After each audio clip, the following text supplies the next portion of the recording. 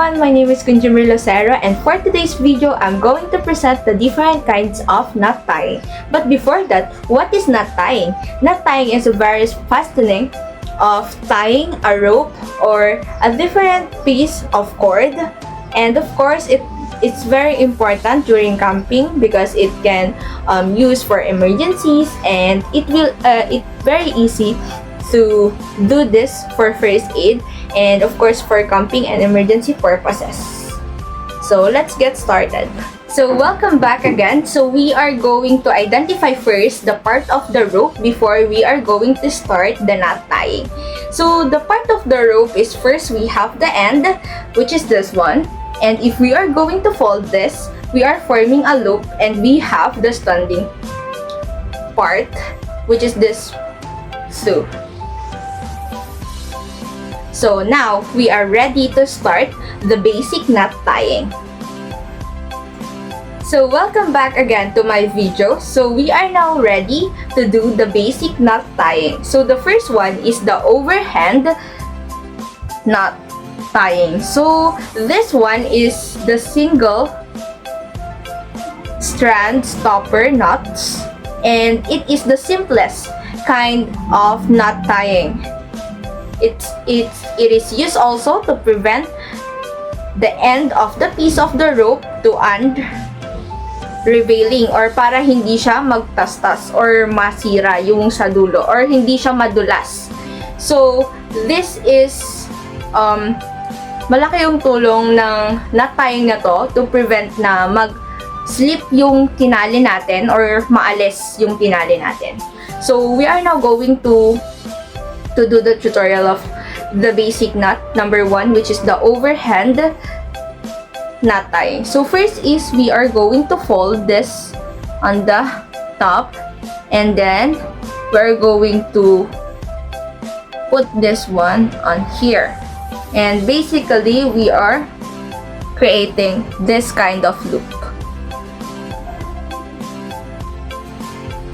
So the second basic knot is the square knot. So the square knot, we are already familiar of this one. This is square knot is a knot which is where we are not safe. The safety is critical, so hindi siya solid na mag-hold for first aid. So hindi siya useful masyado.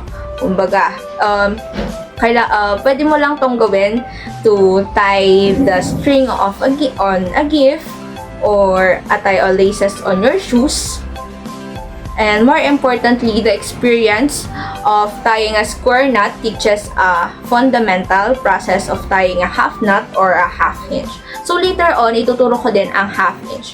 But before that, in doing this square knot, we need 2 ropes. So we need the 2 ropes, and now we are going I'm now going to teach you how to do square knot. So first is cross your right over your left, and then you need to fold your right, and then get natin this one, and then you're gonna fold this one, and then dapat magpo-form tayo ng ganyan, and then hilain natin, and this is the symbol na nagawa natin yung square knot. So the third basic knot is called the fisherman's knot. This is a knot for joining 2 lines with symmetrical structures consisting 2 overhead knots, and each tied around the standing part of each other. So sa first na rope natin is gagawa tayo ng overhead knot, pero hindi natin muna i-close yung loop kasi yung second rope natin, ipapasok natin siya dito. Tapos doon tayo mag-create ng another overhead knot.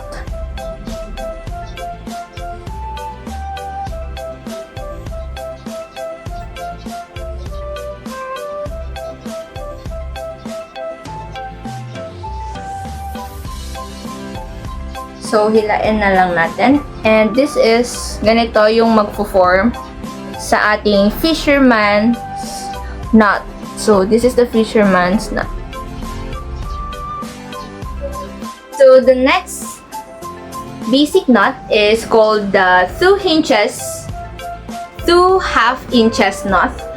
This is widely used in many circumstances to rope to a post or a ring. So let's assume na this is a ring or a post na pwedeng nating pagtalian. And then let's just wrap the rope in the ring. Dapat habaan din natin yung isa. Kasi dalawang beses natin siyang ipapasok. So this, isa pang fold. Sa baba naman. And then, hilain natin.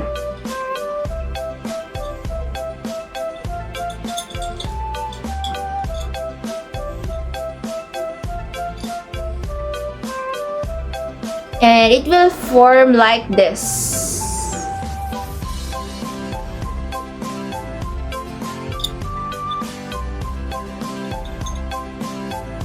So, the number 5 basic knot tying is called the taut line hinge knot. So, this is a adjustable knot, loop knot for use line under tension. So, it is useful when length of a line will need to periodically to maintain tension. So, ito naman is pwedeng na-adjust siya. Hindi siya naglalak. Kaya, let's assume again na this is the a ring or a ring na lang or a post. So, it's not a post. Since malit lang yung tali natin. So, gagawa din tayo dito ng loop. Pero dapat mas malawak dito para ma-adjust siya and hindi siya mag-lock dito sa dulo. And ma-adjust natin siya. So, ulitin lang natin yung ginawa natin sa number 4. Pero, merong butas. Again. And, na-adjust siya. Okay. So, for example, this is the ring. And, ganito yung ginawa natin. Ganyan. So, check natin kung na-adjust ba talaga siya. So, I'll just remove sa ring natin. And, I'll try kung na-adjust siya. So, na-adjust siya. Like this. So, the sixth basic knot tying is called the bowline. So, the bowline knot is, it's not a knot. It's just a bowline because it's reasonably secure loop in the end piece of the rope. And it has many uses, like, for example, fasten for mooring line to a ring or a post. And mas secure to, hindi siya nag-slide kaysa sa number 5. So, in doing this one, we need to do this one counterclockwise. Mag-fold tayo dito ng konti. Yan. And then, since maliit lang yung tali ko, and then, ipasok natin to. Pagkapasok natin, mag-fold tayo dito, ipasok natin dito. And then, pasok din natin ulit doon sa ating, and then, hilain natin. And this one, nagkaroon tayo ng ganyan.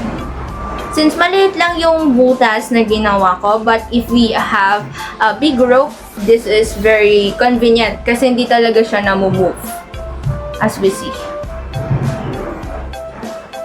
So, the 7th basic knot tying is called the timber hinge knot. The timber hinge knot is useful when towing or a spar or log, either afloat or on land.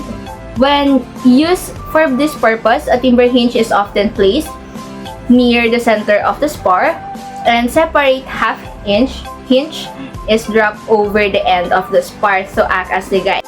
So, put the rope here, and then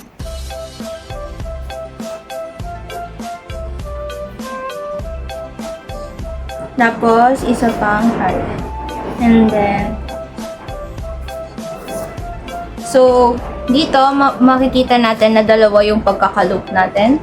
And this. Pero hindi siya safe kasi napupush lang siya. Pwede siyang maalis anytime.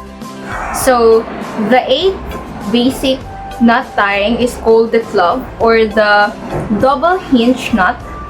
It is considered one of the most important knots and commonly referred to double hinge. It is two successive half hinges around an object, and it's most effectively used a crossing knot and used to secure lines running along a series of posts, belaying, start lashing, and fixed wick binding. So, ang gagawin natin is using this,